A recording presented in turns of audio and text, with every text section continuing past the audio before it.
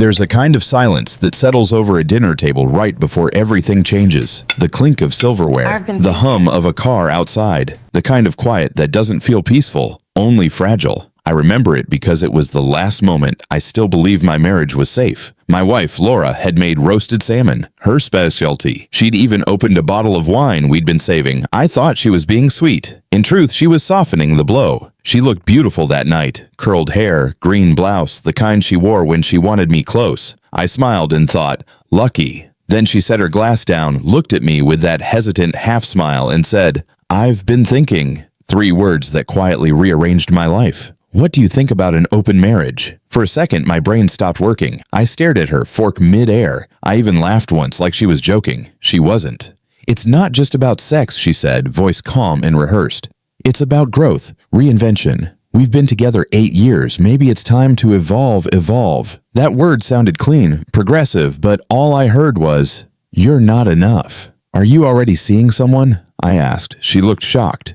"No, Jake. It's not about anyone else," but her eyes told me it was about something missing, something I wasn't giving her anymore. I nodded slowly, numb.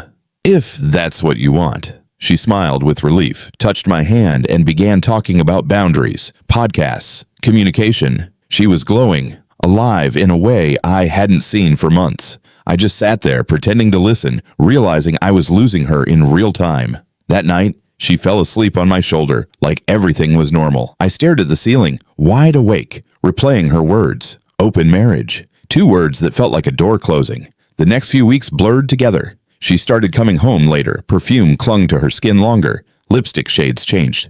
"Just drinks," she'd say. But I smelled someone else's cologne once when she kissed my cheek. I didn't confront her. The truth already lived in the silence between us. Then one evening, my phone buzzed. "Emily W. sent you a friend request." My heart kicked hard. Emily Wallace, my high school sweetheart, the girl I almost took to prom, the one I said I'd marry someday before life got loud. I clicked accept before thinking. Her message came seconds later. "Didn't think you'd remember me? How could I forget?" I typed back. And for the first time in weeks, I smiled. We caught up. She'd been married once, divorced, no kids. Still in the city. Still listened to the same music. I told her I was married, but skipped the part where open replaced happy. She remembered Laura from college parties. "She always had great boots," she said. Funny what people hold on to. That night, we messaged until midnight. I fell asleep before Laura got home. She came in after 2, smelling of bourbon and something floral. I kept my eyes closed. The next morning, I found her toothbrush zipped in her purse, wrapped neatly in a plastic bag. She was sleeping elsewhere now. I stared at it, then went to work pretending my life hadn't started dissolving. Emily messaged again. "Glad you replied." So was I. We began talking every day. About nothing, about everything. Old jokes resurfaced. Familiar rhythms returned. She remembered how I used to put ketchup on scrambled eggs. She asked if I still played guitar. I hadn't in years. "You should," she said. Just that. No judgment. No demands.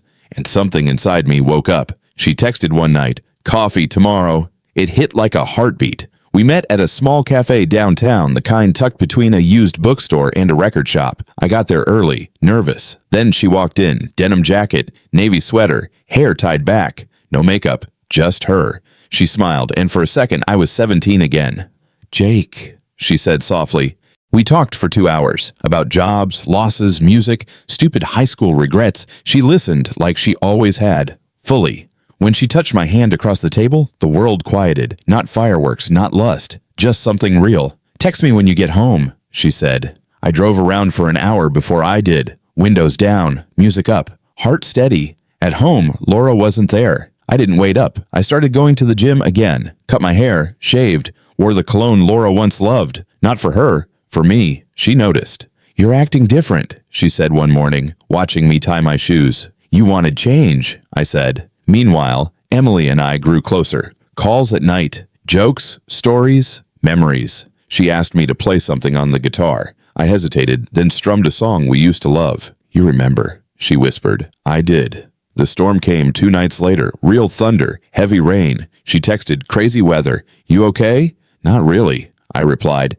"Come over." "Just coffee," she wrote. I didn't think. I drove. She opened the door barefoot, hair messy, wearing a gray tee.